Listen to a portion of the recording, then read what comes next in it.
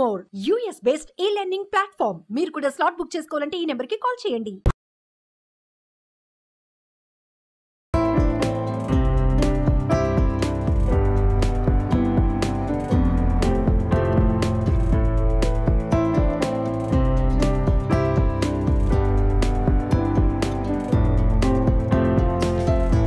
Welcome to India's largest digital TV network Suman TV. నేను మీ విక్రమ్ దేశెట్టి. జనరల్గా ఫ్రెండ్స్తో కావచ్చు, లేకపోతే ఫ్యామిలీ మెంబర్స్ తోటి సరదాగా ఎప్పుడైనా పార్కులకి వెళ్ళినప్పుడు, లేకపోతే సినిమాకి వెళ్ళినప్పుడు బ్రేక్ సమయంలో ఇలాంటి గోల్డ్ ఫింగర్స్ కావచ్చు, లేకపోతే ఆలు రింగ్స్, పాప్కార్న్ చాలా టైం పాస్కి హ్యాపీగా తింటూ కాలక్షేపం చేస్తున్న పరిస్థితులు ఉంటుంది. ఎగ్జాక్ట్లీ రాజమహేంద్రవరంలో జాంపేట నుంచి దానామిపేట వెళ్తుంటే కొత్తగా ఇప్పుడు సిటీ హాస్పిటల్ ఆపోజిట్గా సురుచి స్వీట్స్ పెట్టారు.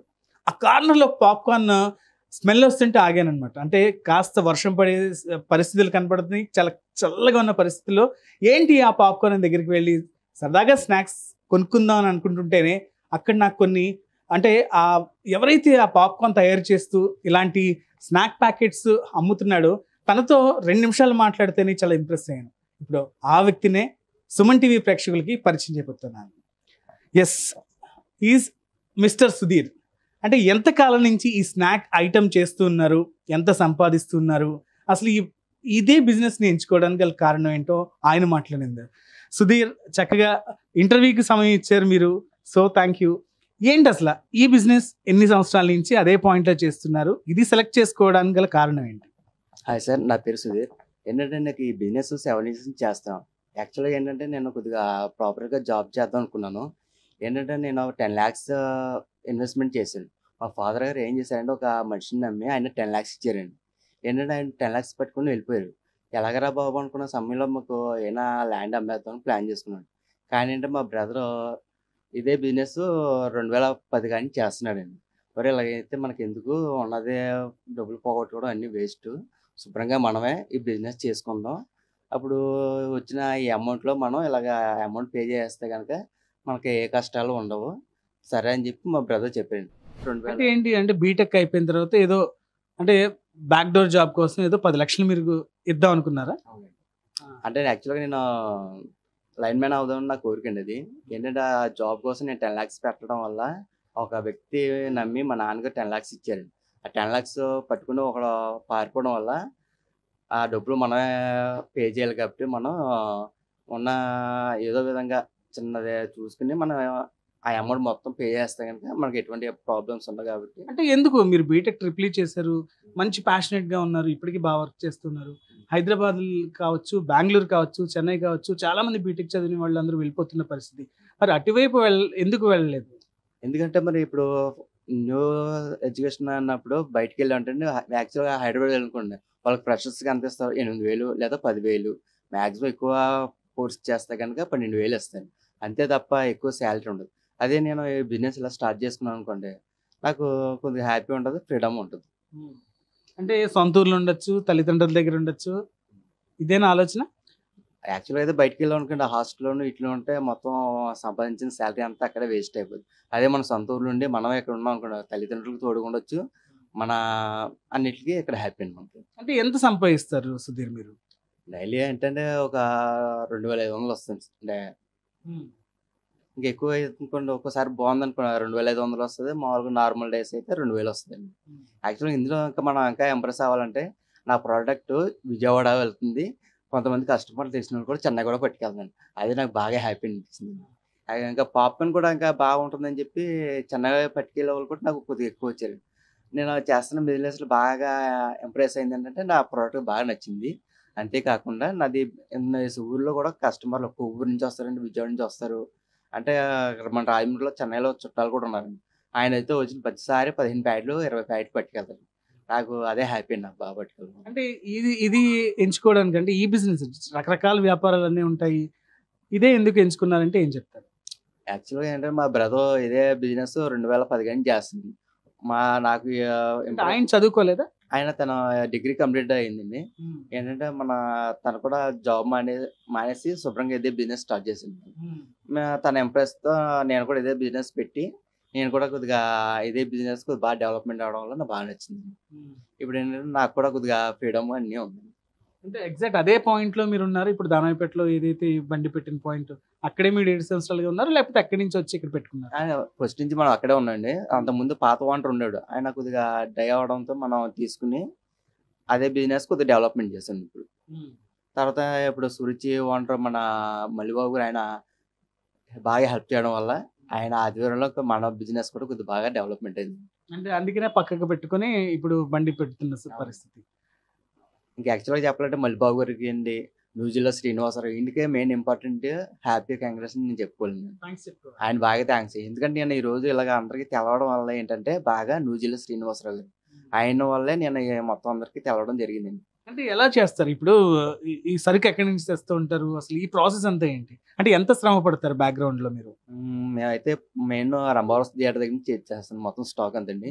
ఇంకే హోల్సేల్ గా తెస్తాను. ఇక్కడ ఏమేమి వెరైటీస్ తెచ్చుకుంటారు అక్కడ నుంచి wheels, gold fingers, red chips అండి, బిస్కెట్ టైప్స్ అండ్ ఇకుండా ఏబిసిడీలు, ఇలాగా రెడ్ రింగ్స్, అలాగే ఎల్లో కలర్స్, ఇక బిస్కెట్ల టైప్ అండి, ఇలాగా సమోసాలు ఇవన్నీ మనం హోల్సేల్ గా తెచ్చుకుని మన ఇంటికాడ చేసుకుని ప్రిపేర్ చేస్తాం.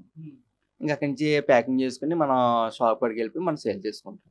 అంటే ఇప్పుడు ఉదయం లేచిన దగ్గర నుంచి ఇవన్నీ వేపుకోవడం, తర్వాత ప్యాకింగ్ చేసుకోవడం, ఈవినింగ్ బిజినెస్ ఎప్పుడు స్టార్ట్ చేస్తారు? ఈవినింగ్ 5 కల్లా స్టార్ట్ చేస్తానండి. అక్కడి నుంచి నైట్ 10 o'clock దాకా ఉంటుంది. అంటే దాదాపు 5 గంటల పాటు మీరు వ్యాపారం చేస్తారు అంతే రోజుకి? అంటే మరి మార్నింగ్ నుంచి స్టాక్ వేసుకోవాలి, మళ్ళీ స్టాక్ తీసుకెళ్ళి మళ్ళీ బిజినెస్ దగ్గర రెడీ చేసుకోవాలి. అక్కడి నుంచి మళ్ళీ లైవ్ లో పాప్కార్న్ చేసి పాప్కార్న్ అమ్ముకుంటారు. ఎవరు రెగ్యులర్ గా ఎవరు వస్తుంటారు మీ దగ్గరికి? ఉండరు అంటే స్టూడెంట్స్ ఎక్కువ మంది ఉంటారా లేకపోతే ఎవరు వస్తారు? బాగా ఫ్యామిలీ మెంబర్స్ ఎక్కువ వస్తారండి. నాకు స్టూడెంట్స్ అనేది అలా వచ్చి అలా వెళ్ళిపోతుంటారండి. మెయిన్ ఎక్కువ నాకు ఫ్యామిలీ మెంబర్స్ ఎక్కువ వస్తారండి. సో బిజినెస్ పరంగా అంతా బాగానే ఉంది. రోజుకి 2,300 నుంచి 2,500 వరకు సంపాదించుకుంటున్నారు. అంటే ఒక బీటెక్ ట్రిపుల్ చేసిన ఒక విద్యార్థి అంటే ఒక సాఫ్ట్వేర్ ప్రొఫెషనల్ గా ఎదగాలంటే ఈజీగా వెళ్ళొచ్చు ఆ ప్రొఫెషన్ లోకి. అది కాదనుకుని మీరు ఇప్పుడు ఈ పాప్కార్న్ అమ్ముతున్న పరిస్థితి రోడ్డు పక్కన, అంటే మీరు చదివిన ఇంజనీరింగ్ ఫ్రెండ్స్ కావచ్చు లేకపోతే సొసైటీ నా వైపు చిన్న చూపు ఏదైనా చూస్తుంది అని అంటే ఎవరైనా మిమ్మల్ని అలా కామెంట్ చేసిన పరిస్థితులు ఉన్నాయా?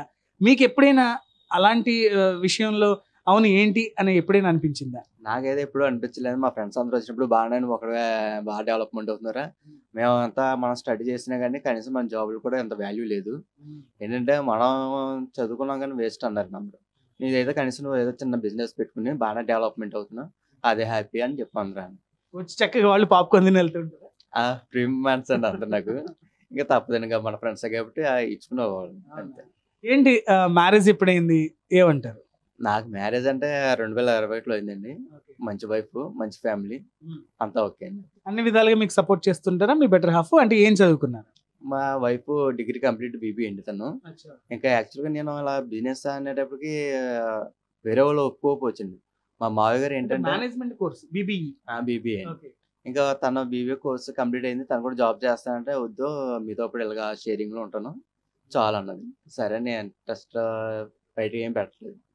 సరే నీ ఇష్టం వచ్చినట్టే ఉండు, నీకు ఏం జాబ్ కావాలంటే చేయంటే వద్దు మీతో పాటు ఉంటాను అని చెప్పి ఇంకా నాతో పాటు ఇంకా హౌస్ వర్కింగ్ లో చేసుకుంటాను. అంటే ఎలా ఉంటారు మీరు? అంతా ఉమ్మడి కుటుంబంగా ఉంటారా లేకపోతే నాన్నగారు ఏం చేస్తుంటారు ఏమంటారు? నాన్నగారు 1 year క్రితం చనిపోయారండి. ఇంకేంటంటే ఇంకా ఫ్యామిలీతో పాటు ఇంకా హ్యాపీగా ఉంటున్నాం అంతే. మీరే పెద్ద అన్నయ్య? నాకంటే మా బ్రదర్ ఉన్నారండి, తను మెడికల్ రిప్రజెంటేటివ్ అండి, నిడదవోల్లో ఉంటాడు. ఇంకా మా బ్రదర్ కూడా మనకు బాగా హెల్ప్ చేస్తుంటాయండి. సో తమ్ముడిదేమో ఐడియల్ మార్కెట్ దగ్గర పాయింట్, మీదేమో దానవిపేట పాయింట్, ఇటేమో పెద్దన్న ఏమో మెడికల్ రిప్రజెంటేటివ్, ముగ్గురు అబ్బాయిలే చక్కగా. అంటే మీ మమ్మీ ఏమంటుంది? అరే ఎందుకు ఇంత కష్టపడుతున్నావు, బీటెక్ చదివావు కదా అని ఎప్పుడైనా అమ్మ అందా? ఎప్పుడైనా ఒకసారి కదా 4 సార్లు కానీ తిట్టారు. ఏంటో మీ బిజినెస్ లాగా చేసుకుంటున్నారో, అందరూ మంచిగా జాబ్ చేసుకుంటున్నారో, మీరు కూడా ఇలా చేసుకుంటున్నారా, ఎందుకురా వ్యాపారం అని చెప్పి 2-3 సార్లు అన్నాను. కానీ మన జాబ్ ఏముందండి, మేము మంత్లీలో వచ్చి ఒక 30,000 వస్తుందండి. ఇదే నా బిజినెస్ మీద మంత్లీ నాకు 70,000 వస్తుంది. ఈ 70,000 ఎక్కడ, 30,000 ఎక్కడ, నాకు డబుల్ ఇన్స్టాల్మెంట్ వస్తుంది. అంటే దానికైతే బాస్ వేరే ఉంటారు, నీకు నువ్వే బాస్ అంతేనా? అంతే అండి. కొంతమంది అయితే ఇంట్లో ప్రెజర్ తట్టుకోలేక బయట జాబులు లేక కొంతమంది సూసైడ్ అటెంప్ట్ కూడా చేసుకున్నారు. అది చాలా బాధాకరమైన విషయం అండి. ఏంటంటే ఇప్పుడు ఏముందండి, సింపుల్ గా చనిపోతాడండి. వీడు చనిపోయినంత పర్లేదు బాగానే ఉన్నదండి.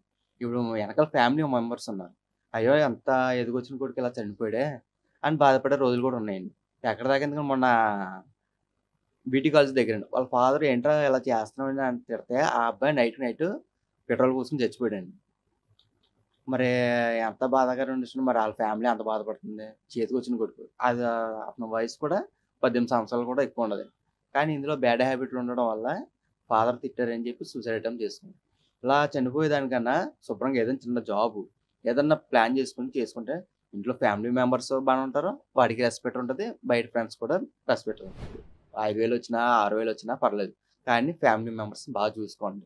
అదే నా కొటేషన్. ఇది చూస్తున్నాం. ఎందుకంటే చాలా మంది బీటెక్లు కంప్లీట్ చేసి ఎక్కడెక్కడో సుదూర ప్రాంతాలకు వెళ్ళి చాలని జీతాలు కావచ్చు, లేకపోతే అక్కడున్న లైఫ్ స్టైల్ని వాళ్ళు తట్టుకోలేక ఇంట్లో నుంచి డబ్బులు పంపట్లేదనే ఒక ప్రెషర్ని కూడా వాళ్ళు భరించలేక ఎంతోమంది ఇబ్బంది పడిపోతూ కొంతమంది అయితే ప్రాణాలు కూడా తీసుకుంటున్న పరిస్థితులు మనం చూస్తున్నాం.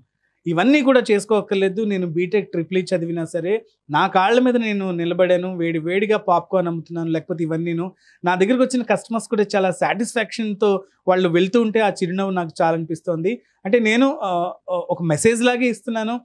ఎవరూ కూడా తల్లిదండ్రులను బాధపడే విషయంగా వాళ్ళు బలమరణాలు కానీ సూసైడ్ అయితే చేసుకోకుండా ఏ జాబ్ వచ్చినా చక్కగా స్వీకరించండి, భవిష్యత్తులో అదే మిమ్మల్ని నిలబెడుతుందంటూ కూడా మన సుధీర్ చెప్తున్న పరిస్థితి మనకు కనిపిస్తుంది. క్యాన్ పర్సన్ సాయితో విక్రమ్, సుమన్ టీవీ, రాజమండ్రి నుంచి.